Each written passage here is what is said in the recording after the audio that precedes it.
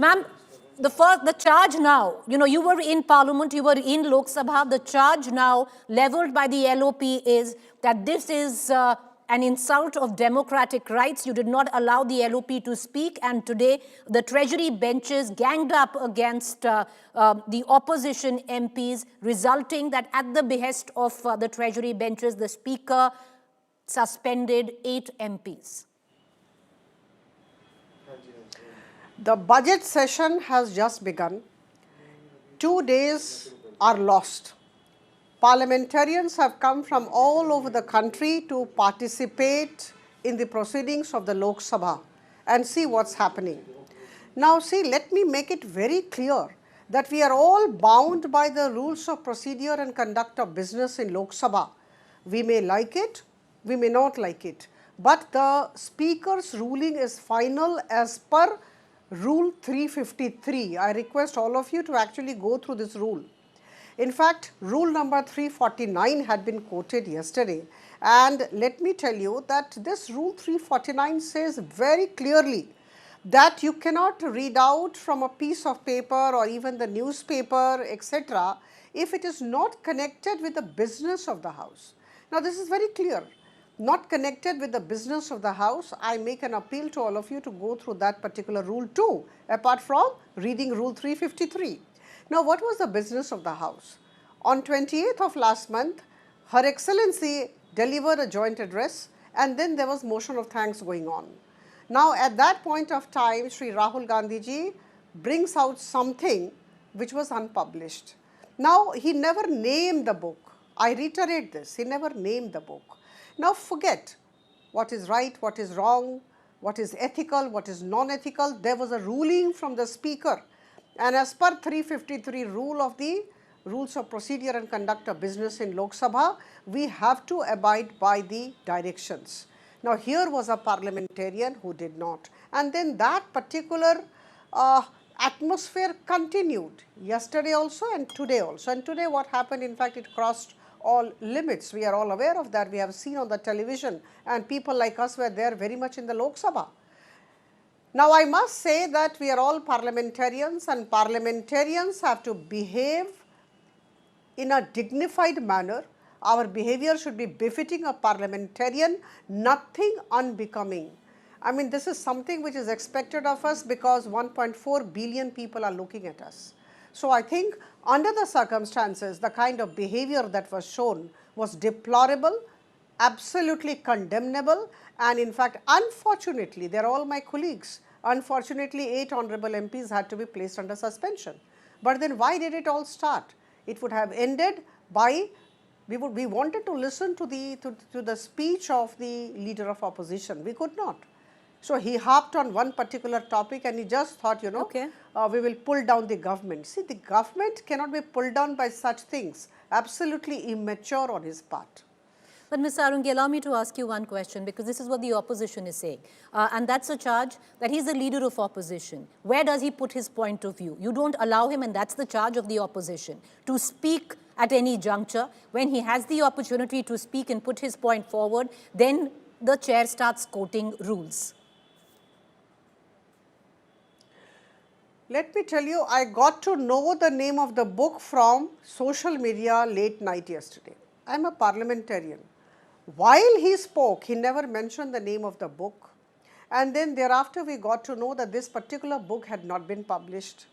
So, my point is, you cannot fire shots in the air. It cannot be blind shots. When we go and speak in the Lok Sabha, trust me, Honorable Speaker always tells us what to say and what not to say. To do or not to do is the question. And in fact, whenever we also go astray, in fact, we are told not to go astray and be on the track.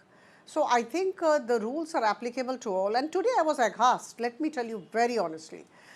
Today, suddenly he says, you cannot give me permission, I am the leader of opposition, I don't need permission. I mean, I was aghast as a parliamentarian.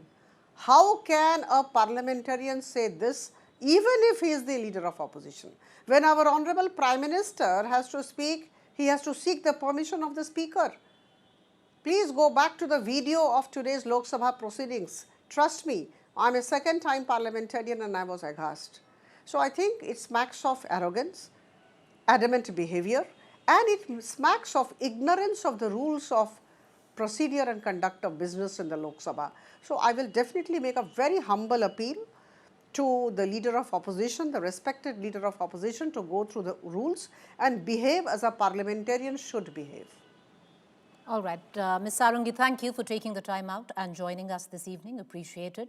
We're going to try and get you both sides, both versions of what really happened. You had Aparajita Sarangi who's been inside. I want to bring in Mr. Pawan Khera, Chairman, Media and Publicity Department, AICC, Member, Congress Working Committee. Mr. Khera, thank you for taking the time out and joining us this evening. Today, if your party, Mr. Khera, says that the LOP is being gagged, the Speaker at the behest of the Treasury benches has suspended 8 MPs. The Speaker and the Treasury bench members say that it was the LOP and Rahul Gandhi that did not adhere to rules of Parliament. The rule that Ms. Sarangi was quoting, she was misquoting actually, Rule 349 does not say that Rahul Gandhi will take dictation from the Speaker or from the Treasury benches. He was expanding, he was responding to the President's address, he was trying to, making an attempt to talk about national security, very, very critical aspect of national security.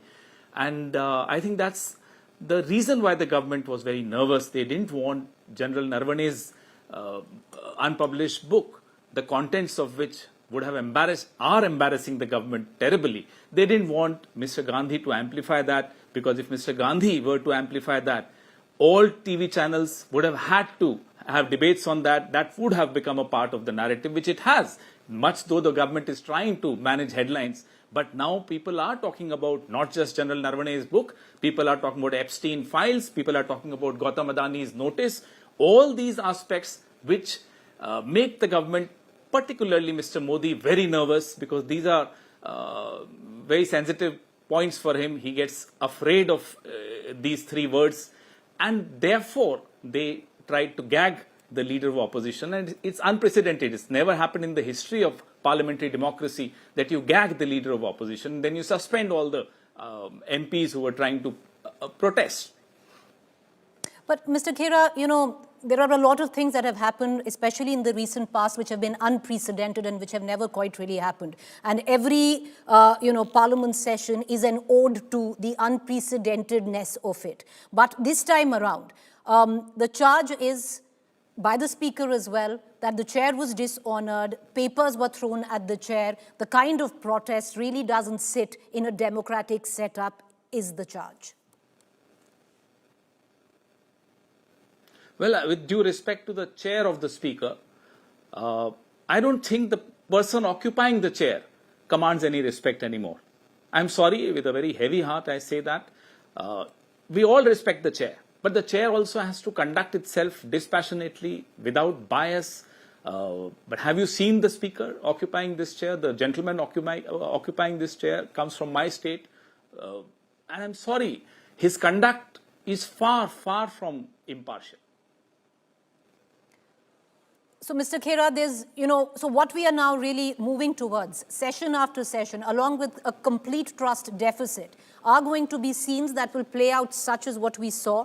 There will be no dialogue. It will be a waste where, public expenditure is concerned. What are we really getting out of the Parliament anymore? Because it seems that the Treasury benches and oppositions are only in a war of one-upmanship.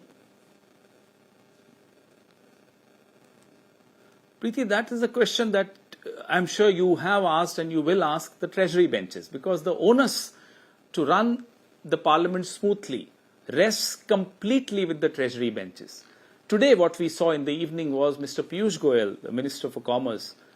When the session of the Parliament is ongoing, a minister is making a statement, something on a matter of critical importance outside the Parliament to the press, and there too he's not taking any questions.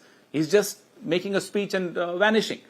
So these are times when I agree with you, a lot of unprecedented things are going on, including what Mr. Piyush Goyal did today, because there are concerns, not just the opposition has. By the way, the opposition in this country also represents over 60% of the country. So you can't also gag the opposition. We are amplifying and voicing the concerns of farmers. We are amplifying the concerns of Okay. the middle class, of the industry, of everyone in this country. So we Mr. need Khera, to I'm be going to heard. ask you one We are quick question asking the before I peace let you table. go. What is the Because you talk of, Piyush Goyal, the charge can also be at the leader of opposition, Mr. Khera, from quoting out of memoirs which are unpublished, unverified, which he did on the floor of the parliament today. By the way, as per the rules, Preeti, did the author object to Mr. Gandhi raising these points? Did the publisher object? Did the magazine which carried those excerpts object? If there is no objection coming from the three major stakeholders, the only stakeholders, who is the speaker, who is the parliament, who is the BJP to object to it? So we also do study our rules. The fact of the matter is, this trade deal, Epstein files, General Naravane's unpublished book, which is very explosive, the contents, we've all gone through the contents through the magazine, are embarrassing the Prime Minister and are exposing the fact that the Prime Minister is completely, thoroughly, absolutely compromised and is running scared. Now that's something very unfortunate for a country as large as India, when the country's Prime Minister is scared, is afraid, not just of America, also of China. His own bhaktas, all the bhakts of Narendra Modi, thought that POTUS will become Lotus. Now here Lotus has become POTUS. This Lotus-POTUS going on is something which is worrying everybody. All right, thank you, sir, for taking the time out and joining us this evening. Appreciated.